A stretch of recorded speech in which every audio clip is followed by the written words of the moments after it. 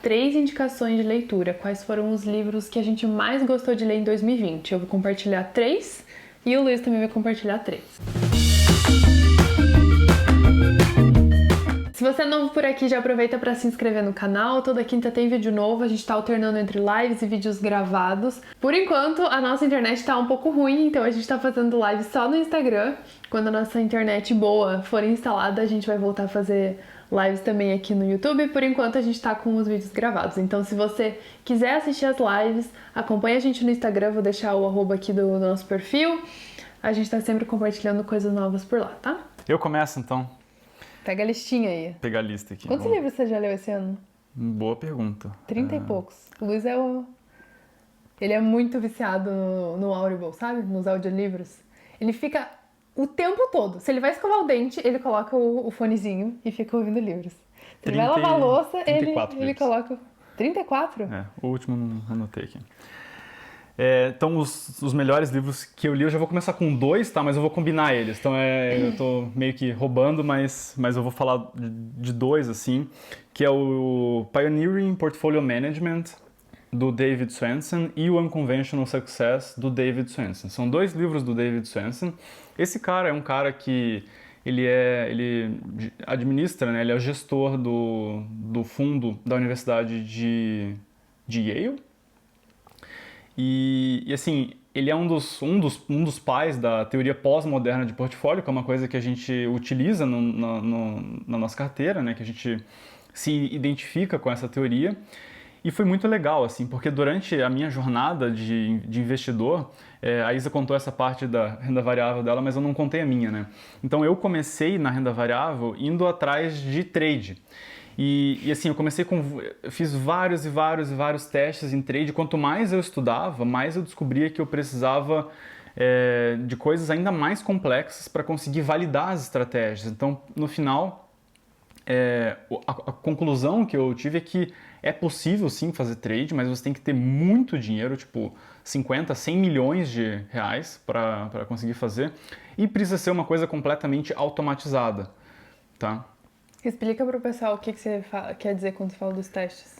Que acho que as pessoas acham que você pega o seu dinheiro e começa testa. a fazer. Não. Eu faço um software que testa uma estratégia, tá? E essa estratégia daí ela pode ser testada em vários cenários. Então eu posso criar cenários sintéticos. E basicamente essa é a grande dificuldade, é você criar uma história paralela. Então de 2007 até 2020 a gente teve uma história da bolsa, mas você pode criar, com base na característica dos ativos, histórias paralelas desses ativos. Então você consegue ter, para uma única ação, tipo para Magazine Luiza, você consegue ter vários resultados diferentes com base nessa dinâmica de preço.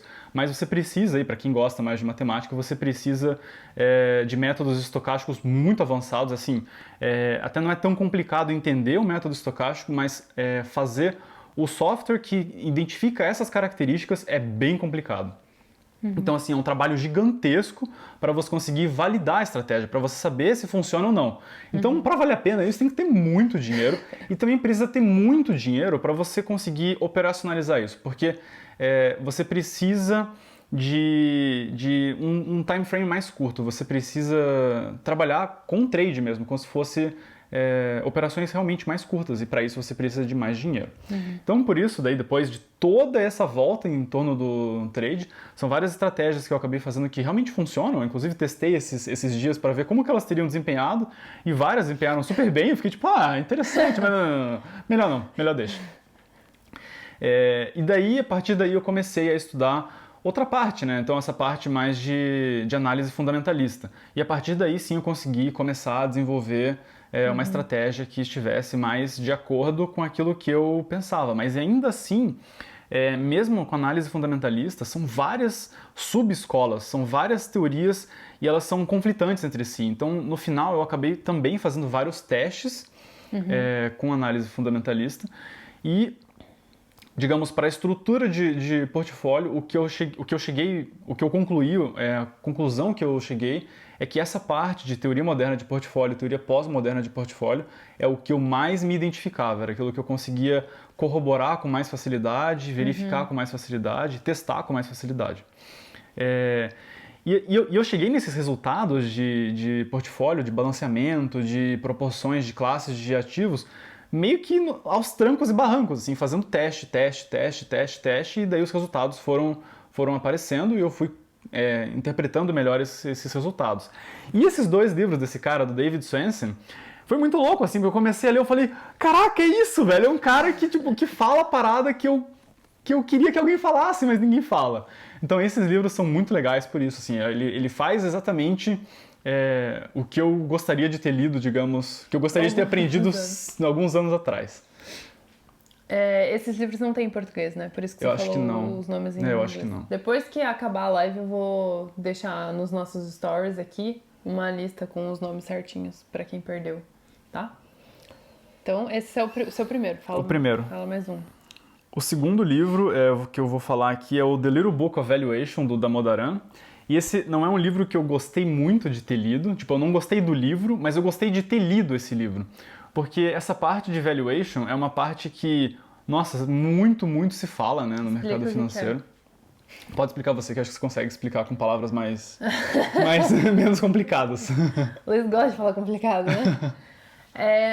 Basicamente é você fazer uma avaliação de quanto vale uma empresa, com base ou olhando para o passado, né, quanto essa empresa gerou de lucro, ou fazendo uma projeção para o futuro, né? Normalmente, dependendo da classe de empresa que se é uma empresa recente, se não é uma empresa recente, se é uma empresa de tecnologia, enfim, dependendo do ramo que essa empresa opera, você tem algumas formas diferentes de fazer esse tipo de conta, né? Que é como se você trouxesse para o presente o valor que a empresa vai ganhar daqui 3 anos.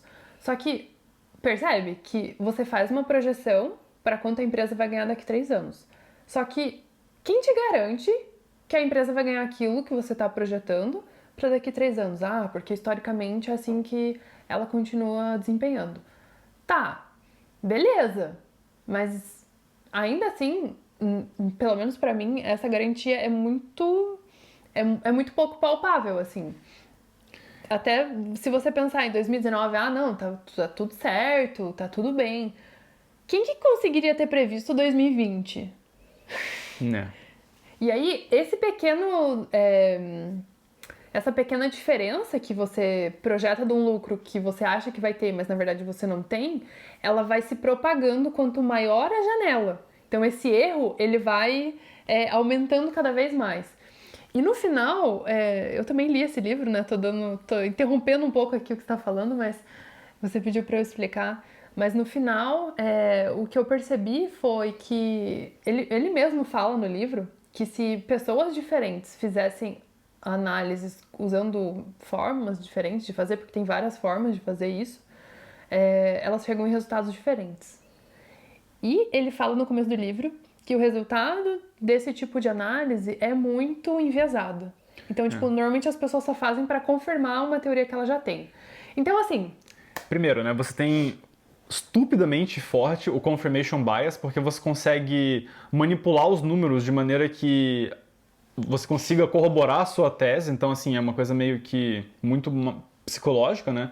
E a segunda parte que eu acho que você começou a falar, mas não concluiu, é que a sensibilidade dos parâmetros é muito grande. Então, se você erra um pouquinho a sua análise, se você, eu estimo que vai ser 3%, a Isa estima que vai ser 3,5%. O lucro, né? Quanto que vai ser o lucro? Eu estimo que vai ser 3%, porque historicamente a média é 3%.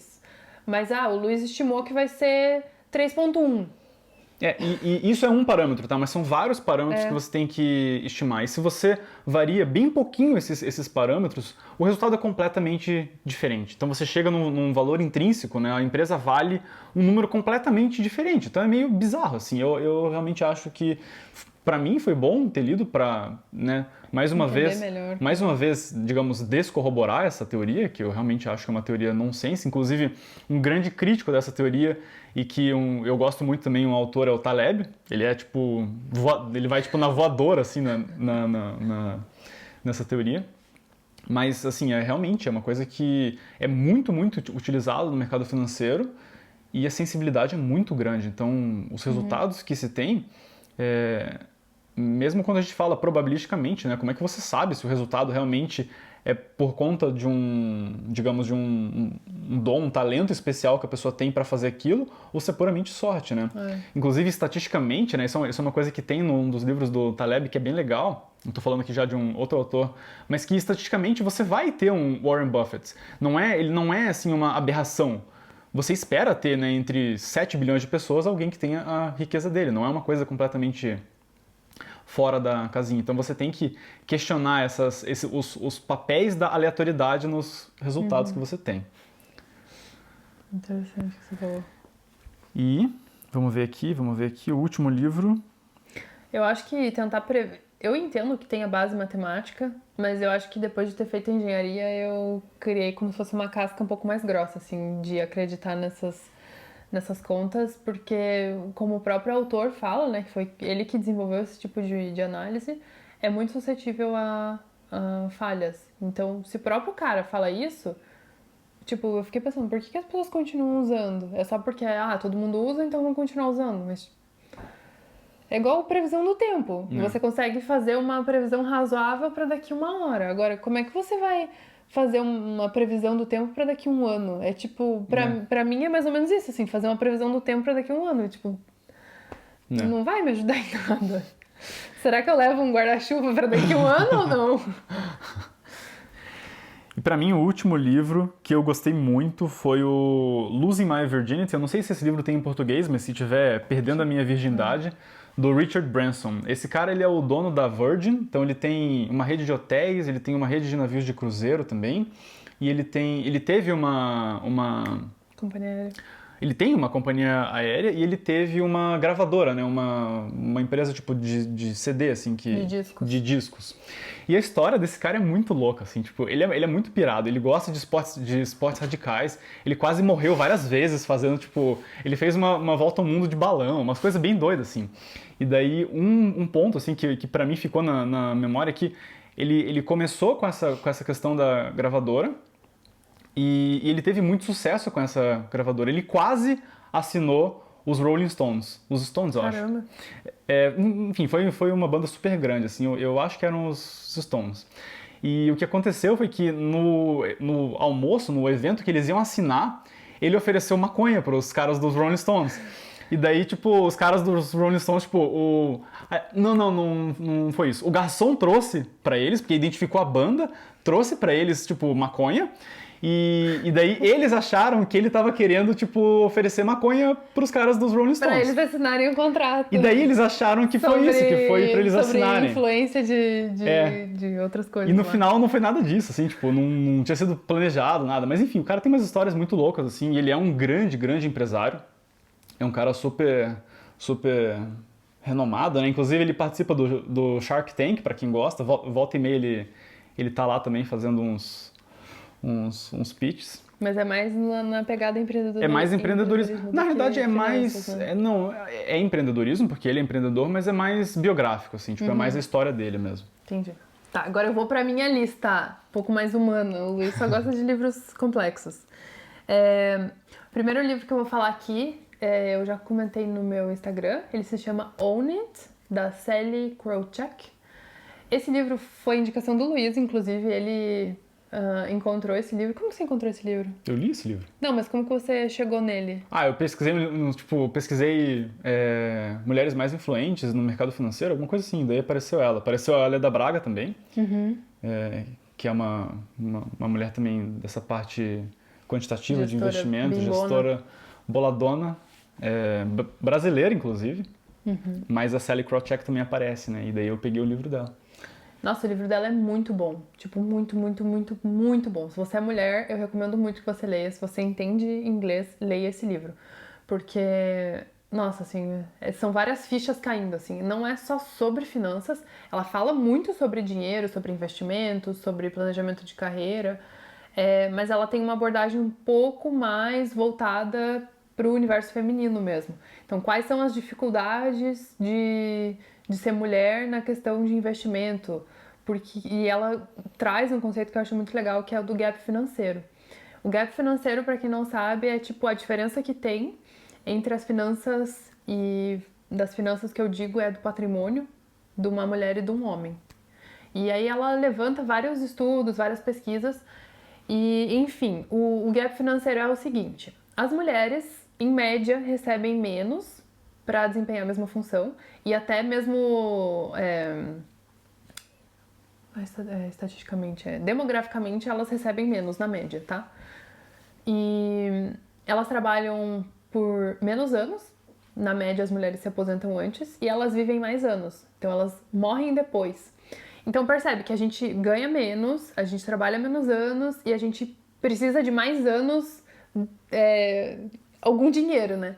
E aí ela explica bastante sobre esse gap financeiro e ela tem uma empresa que se chama Ela Invest, que é voltada realmente para ajudar mulheres a investir melhor. Ela tem programas de coaching para carreira, então não é só a parte financeira, mas é a parte de tipo dar mais voz a essas mulheres.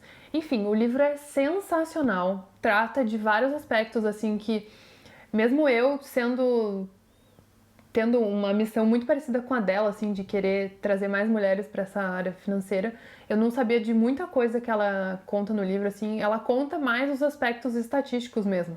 Por exemplo, que as mulheres, depois que tem uma pausa na carreira por ser mãe ou por alguma coisa assim, voltam recebendo menos, que essa pausa na carreira influencia num valor de vários milhões de dólares quando a pessoa estiver aposentada. Enfim, é muito, muito bom. Recomendo demais a leitura. Acho que foi o melhor livro que eu li esse ano.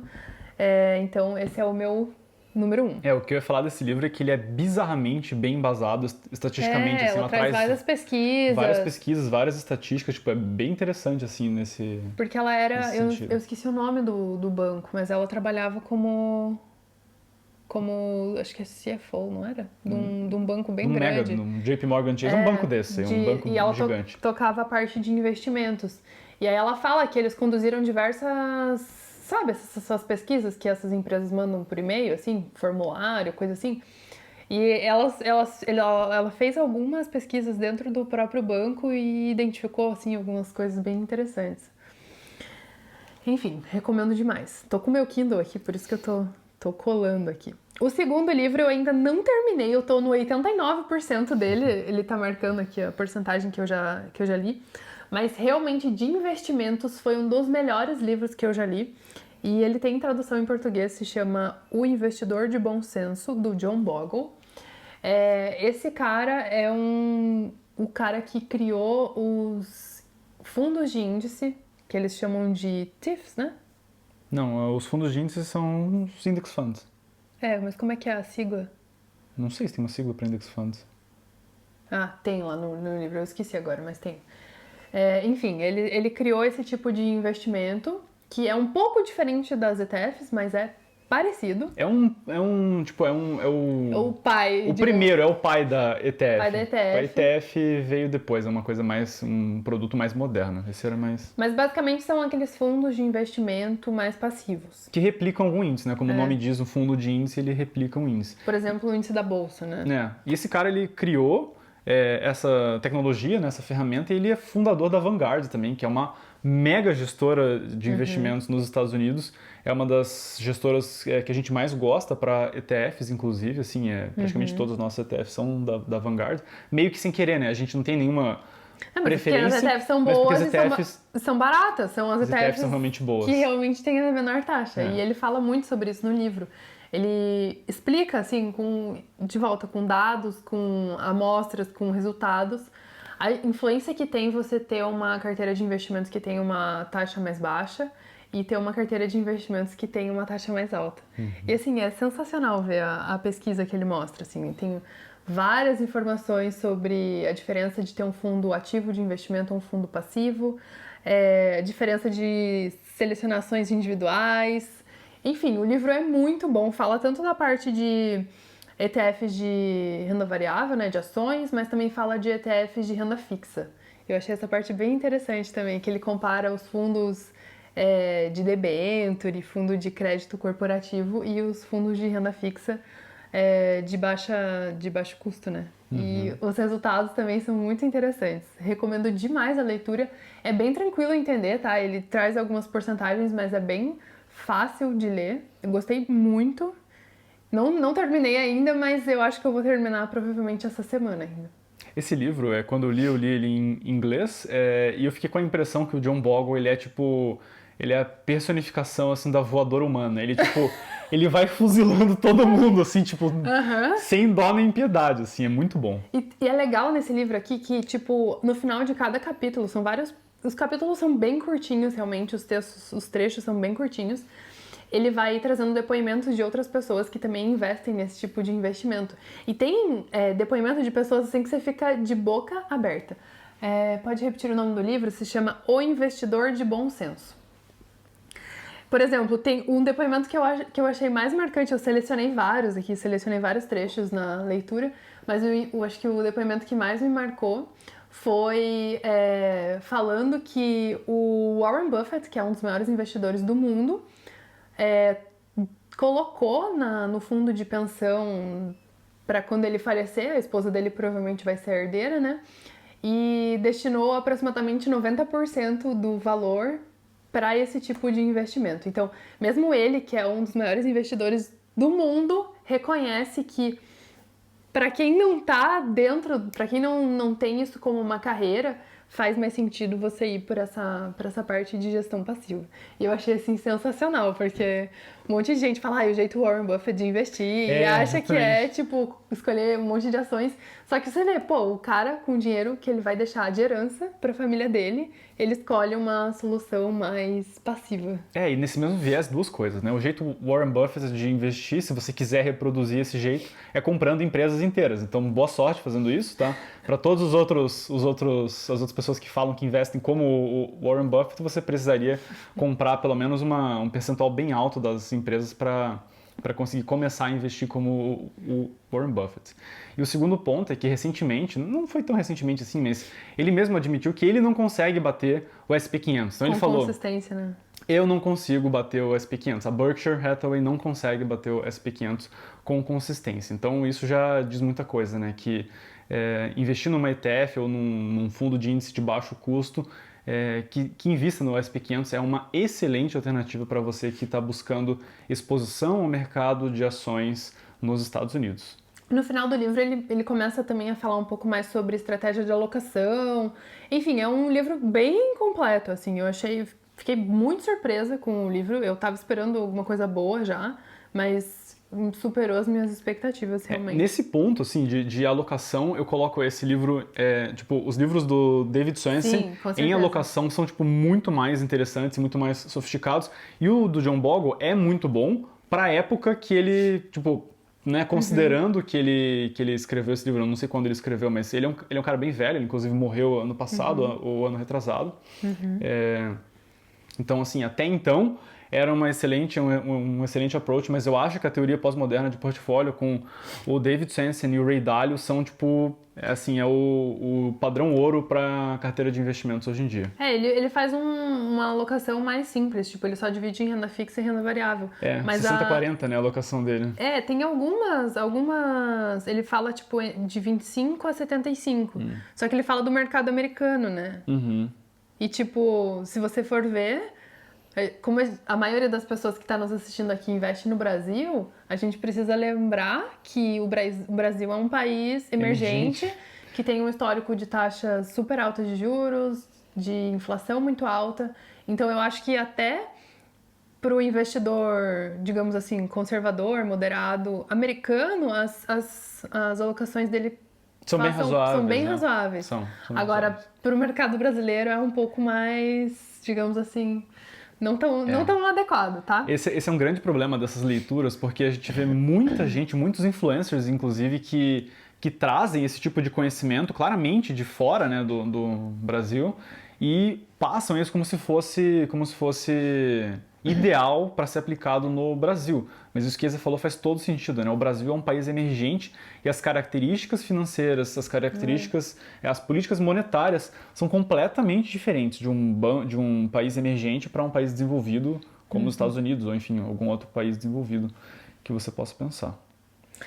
E, para fechar, o último livro que eu vou falar aqui se chama A Psicologia do Dinheiro, do Dan Ariely. Esse livro também é um livro bem legal, não é só sobre investimentos, é mais sobre a parte psicológica mesmo de finanças, como é que você usa o seu dinheiro, que tipo de coisas que passam na sua cabeça quando você decide alguma coisa financeiramente. E é um livro assim bem tranquilo de ler, eu achei bem fácil. E foi uma leitura que eu gostei bastante também. Ele traz vários exemplos práticos, que é uma coisa que eu gosto bastante de ver quando eu tô lendo. E, enfim, é um livro assim que se você tem algum problema de lidar com dinheiro, ou se você acha que poderia melhorar um pouco, esse livro aí eu acho que é um dos melhores livros que eu li assim sobre psicologia econômica na prática, assim, tipo, uma coisa com dicas mais práticas. Tem alguns outros livros que eu já li também, só que eles são um pouquinho mais teóricos. Por exemplo, os livros do Thaler, né, que é um prêmio Nobel.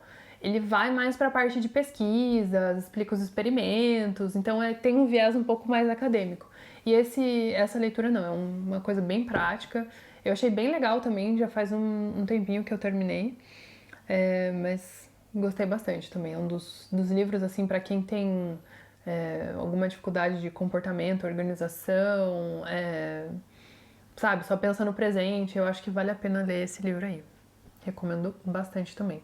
Se você gostou desse vídeo, por favor, deixe seu joinha aqui, se inscreve no canal, que toda quinta tem ou vídeo ou live, e se quiser acompanhar as nossas lives, a gente tá fazendo lá pelo Instagram, porque a gente ainda tá com problema na internet. E também vou deixar aqui na descrição o link do Fortuna Invest, que é um curso completo de finanças e investimentos, onde você vai aprender a definir a sua própria estratégia, vai saber selecionar quais são os melhores investimentos para você, para o seu perfil, para suas metas, e vai poder tomar as suas decisões por conta própria. Se isso fizer sentido para você, dá uma olhada por lá. E não esquece de nos seguir no Instagram e a gente se vê no próximo vídeo. Tchau! Tchau, tchau.